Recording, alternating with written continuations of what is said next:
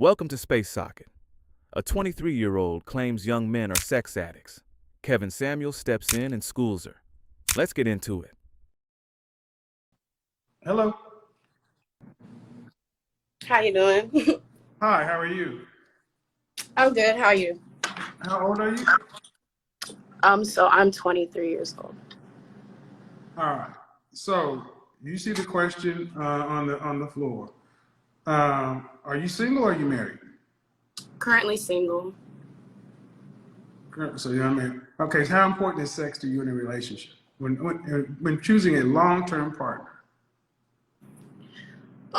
Sex, I feel like is one of the least important things in a relationship. It's Okay. underneath everything else, honestly, in my opinion. I've dealt with a lot of men that I guess were kind of like sex addicts in a way. And I feel like it's Okay, I need you, hold on. I need you to leave the phone steady. Okay, there you go. Go ahead. so the men I've dealt with in the past, I guess, some of them, I mean, I just feel like especially men my age are kind of addicted to sex. And as a woman, I feel like I can handle that on my own. I really don't need like the relationship to be controlled by your penis or by, my parts. Like I really personally don't care. Um, my most recent relationship, I dealt with him for 9 months and we probably had sex a total of 4 times. And towards the end of the relationship, I'm not gonna Four lie. times over 9 months? Yeah. Okay. Well, you said some things that I'm going to chime back on. You said men your age seem to be addicted to sex. Now it's called testosterone. They're not addicted. Men are hardwired to want sex. And one of the big problems is so many women today are so disconnected from who we are as men, y'all shame us for being naturally men. We produce millions of sperm. You come preloaded with your eggs. We Mm-hmm. wake up with an erection. We can have sex several times a day. Now, I can understand it not being a priority, but if you say you were in a relationship for 9 months and you had sex 4 times, many people want to have sex 4 times a week. So his pitch was that he was doing like a semen, what's it called? A semen retention? Okay, but you chose to accept it. I did. Okay, so are you good in bed? I think so. I don't want to. Yes. Well, see, why? I'm going to ask all you women, are you good in bed? How do you know you're good in bed? The responses that I get, shoot, the way I feel during sex, the way uh, they feel afterwards, during, I Because don't they have know. an orgasm? I mean, they do every time. I don't. Well, that's how men, but man, that's Yeah. how men are wired. Uh, I'm trying to balance the conversation, but many women, young or old, y'all are very arrogant when it comes to your sexual performance. So because a man has an erection because he has an orgasm, y'all think y'all are good in bed. Do you make room for the possibility that you are below average in bed? Yeah. But then why would you say you're good? I mean, I don't go promoting. Like, I'm not one of those that's like, but Have you ever met a woman who said she wasn't good in bed? nope. Excuse me. Have you ever met a black woman who never? Okay. Mm-mm. So do you think that's reasonable? Do you think that's rational? You think every woman you've ever met, you think all women are good in bed? I think that's a stupid question. Who the fuck you talking to? Do you Who think the fuck you talking to? in bed? Check that out. Hold on. Who you think you talking to? I didn't mean to. I was just saying, I think in general, when men ask that question, it's just, what's the answer you're looking for? Self-awareness that you ain't the shit, trick. Watch who you talking to. I was polite. But to say it's a stupid question minimizes men.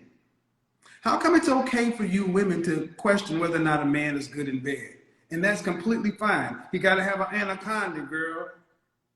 Women can talk about size, girth, length, sexual prowess, what he must do, and that's completely okay. But if a man simply asks, "Are you proficient?" that's stupid. Let's reset the table, okay? Watch what you say, though. That's just rude. And you're 23. You can't talk to me that way. But let's just say you're a mother one day, okay? And you have a son. Mhm.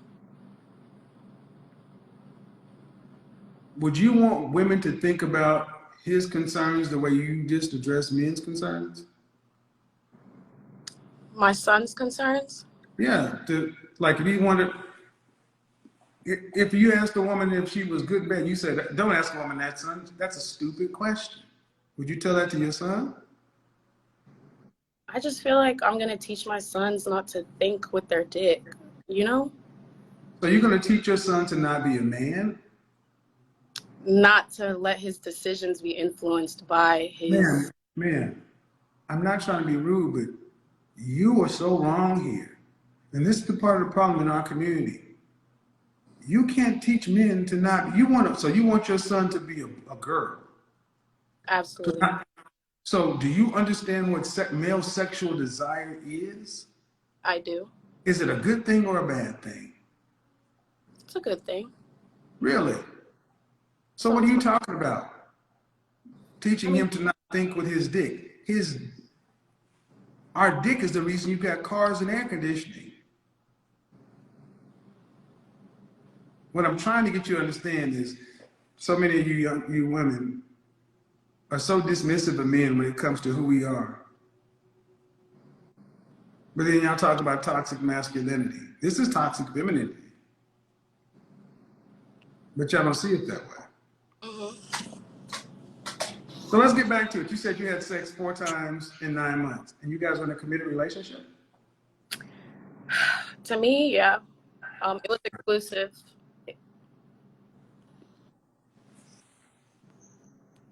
But Let me go ahead and help you out.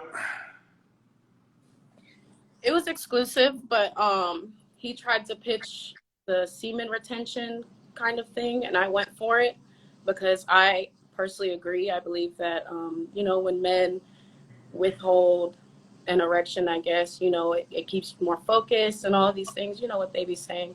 But after months, went by, like weeks would go by. I'm not one to care. Like I'm not one to care.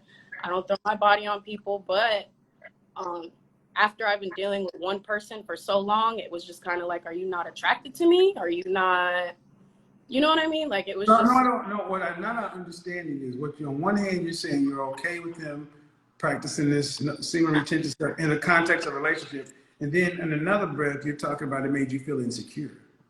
Yeah, I took it back after a while because it Hold dragged on, on. but man, I'm talking about how high the sex rank in a relationship, and to me, what I'm hearing is we don't even, in the context of this, y'all don't even know what a healthy sex life is. And that's part of the problem. A lot of young people, we expect y'all to be more mature, and 4 times in 9 months, there was no reason to have 4 times in 9 months in a committed relationship. That's crazy. That's not a healthy sex life. Yeah. So, were you raised with mom and dad? Yes. Both parents. How long were they married? 20 years. They're still married. So, if you're married, how often would you like to have sex with your husband?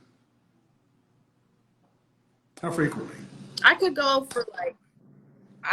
for once a day, once every other day.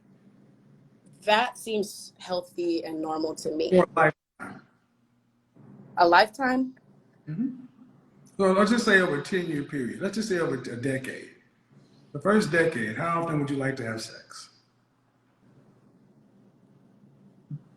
The first decade, I feel like once a day would be healthy. Once a day. So that's 365 days a year. Say that again. I'm sorry. You Cut plan off. on having children?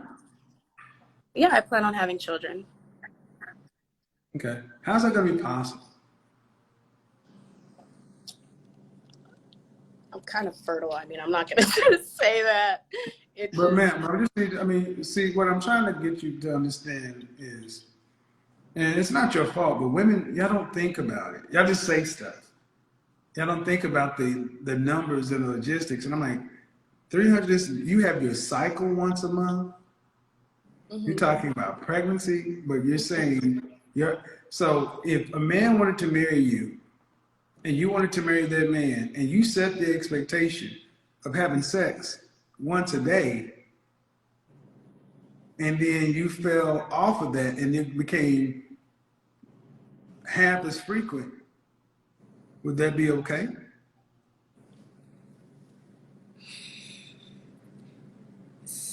For that, I guess it depends whose decision it is, if I'm being honest.